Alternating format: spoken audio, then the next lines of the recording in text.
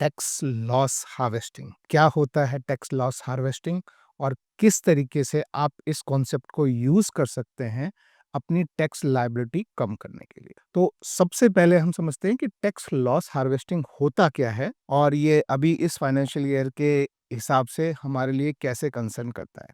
तो अगर आपको इस फाइनेंशियल ईयर में कोई ऐसा लॉस हुआ है, चाहे short term capital gain loss हुआ हो या long term capital gain loss हुआ हो, वो आपके शेयर्स में हो सकता है या म्यूचुअल फंड में हो सकता है। अगर वो लॉस आपने अभी तक रियलाइज नहीं किया मतलब बुक नहीं किया है, यानी आपके शेयर में लॉस दिख रहा है, आपने उसको बुक नहीं किया है, यानी उस ट्रेड से या उस इन्वेस्टमेंट से आप एग्जिट नहीं किए हैं, तो ये आपका अनरियलाइज्ड लॉस होता है, जो आपके बैकएंड में आपको अनरियलाइज्ड लॉस के फॉर्म में आपको दिखता है। तो उसको आप बुक करके अपनी जो टैक्स लायबिलिटी है, वो टैक्स लायबिलिटी आपकी हो सकता है कि लॉन्ग टर्म कैपिटल गेन्स की वजह से हो, शॉर्ट टर्म कैपिटल गेन्स की वजह से हो, जो कोई दूसरे म्यूचुअल फंड या शेयर आपने बेचे हों, उनसे जो प्रॉफिट हुआ हो, जिस पे आपको टैक्स भरना हो, उस लायबिलिटी को आप कम कर सकते हैं। जैसे एक छोटा-सा एग्ज़ाम्पल लेके समझते हैं कि मान लीजिए आपने कोई पहले म्यूचुअल फंड बेचे हैं, ठीक है? इस फाइनेंशियल ईयर मतलब 1 अप्रैल से लेकर और 31 मार्च के बीच में आपने कोई म्यूचुअल फंड बेचे हैं। मान लीजिए उसमें आपको शॉर्ट टर्म कैपिटल गेन हुआ है, जो कि है 1 लाख रुपए का आपको गेन हुआ है। अब शॉर्ट टर्म कैपिटल गेन पे आपको 20% टैक्स भरना पड़ता है। तो यानी जो 1 लाख का आपको प्रॉफिट हुआ है, उस पे आपको 20,000 रुपए का आपको टैक्स भरना है इस फाइनेंशियल ईयर के लिए, ठीक है? ये तो है नॉर्मल टैक्स पेइंग।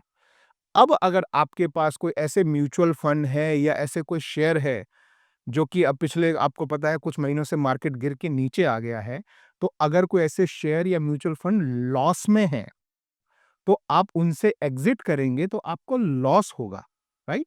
और ये जो लॉस है वो आपके जो प्रॉफ़िट है, जो मैंने आपको बताया कि आपके म्यूचुअल फंड में जो आपको 1 लाख का प्रॉफ़िट हुआ था, वो ये लॉस उसमें से कम हो जाएगा। तो मान लीजिए आप कोई शेयर बेचते हैं और उसमें आपको अब 50,000 का लॉस अभी दिख रहा है और आपने उससे एग्ज़िट कर लिया। दिक्कत नहीं है, अगर आप दोबारा एंटर करना चाहते हैं तो आप अगले दिन दोबारा एंटर कर सकते हैं। लेकिन आज आपने उससे एग्ज़िट कर लिया और वो 50,000 का लॉस आपने जो है बुक कर लिया। तो अब जो 50,000 का लॉस आपने बुक किया है, वो आपके 1 लाख के प्रॉफ़िट में से कम हो जाएगा। तो पहले आपको 1 लाख का प्रॉफ़िट दिख रहा था, तो उसपे आपको जो है 20% टैक्स भरना था, यानी 20,000 भरना था। अब वो कम हो के प्रॉफ़िट आपका 50,000 हो गया, तो उस पर टैक्स भी आपका जो है वो रिड्यूस होके 10,000 पे हो गया। तो इस तरह के कॉन्सेप्ट को बोलते हैं टैक्स लॉस हार्वेस्टिंग। तो इसमें आपके वो शेयर्स या म्यूचुअल फंड जो इस समय लॉस में हैं, तो आप उनके लॉस को बुक करके जो आपका पुराना प्रॉफ़िट है इस फाइनेंशियल ईयर में, उसके अगेंस्ट आप इस लॉस को बुक करते हैं, तो आपका प्रॉफ़िट जो है वो कम दिखता है और आपको टैक्स कम भरना पड़ता है, जैसा अभी मैंने आपको एग्ज़ाम्पल के फ़ॉर्म में बताया। अब इसमें कुछ इम्पोर्टेंट चीज़ें हैं जो आपको बिल्कुल 100% पता होनी चाहिए, नहीं तो आपके साथ धोखा हो सकता है। पहली बात तो ये चीज़ जो आपको टैक्स लॉस हार्वेस्टिंग करना है, वो आपको 31 मार्च से पहले-पहले करना है। उसके बाद करेंगे तो आपको अगले साल का बेनिफिट मिलेगा, इस साल में आपको बेनिफिट नहीं मिलेगा।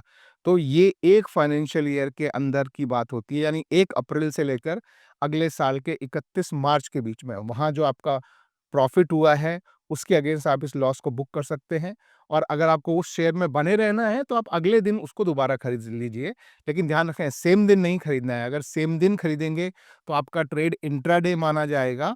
इसलिए अगर आप आज बेच रहे हैं, तो आपको कल खरीदना है।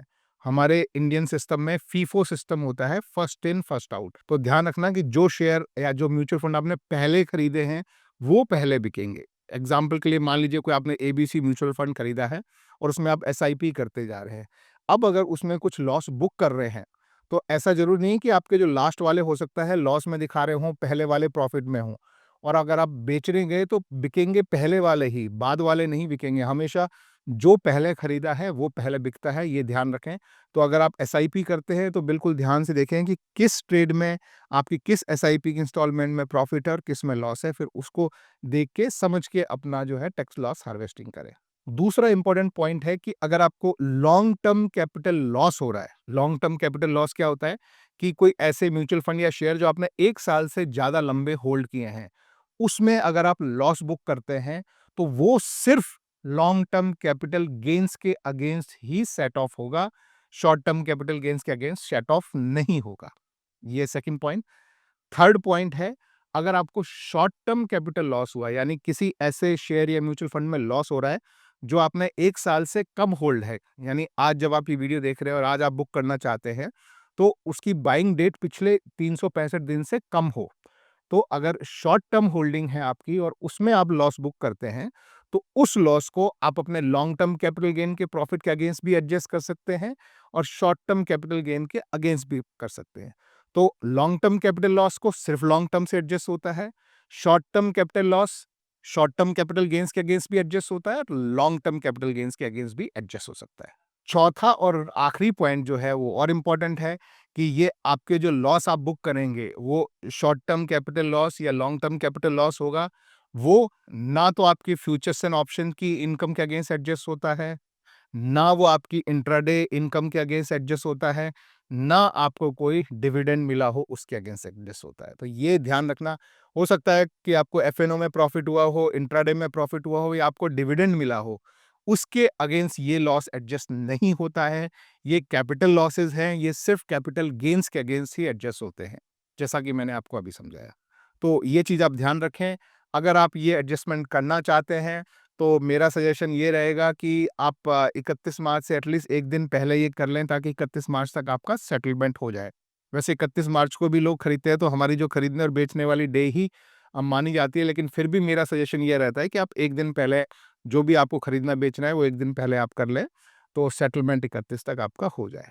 तो ये है दोस्तों टैक्स लॉस हार्वेस्टिंग, जिससे आप अपना इनकम टैक्स पेएबल जो है वो आप रिड्यूस कर सकते हैं, क्योंकि आपको आपके शॉर्ट टर्म कैपिटल गेन्स पर आपको 20% टैक्स भरना पड़ता है, लॉन्ग टर्म कैपिटल गेन्स पर आपको 12.5% टैक्स भरना पड़ता है, ₹1.25 लाख के ऊपर। तो ये ध्यान रखें और सोच समझकर आप अपने टैक्स हार्वेस्टिंग कर सकते हैं। अगर आपके कुछ भी क्वेश्चंस हो टैक्सेशन के बारे में या shares, mutual fund, investment, trading के बारे में, या किस तरीके से इन पर टैक्स लॉस हार्वेस्टिंग की जा सकती है, कुछ स्पेसिफिक क्वेश्चन है, आपकी स्पेसिफिक प्रॉब्लम है, तो नीचे आप कमेंट में मुझसे पूछ सकते हैं। I will be more than happy to answer them. Thank you. Bye bye.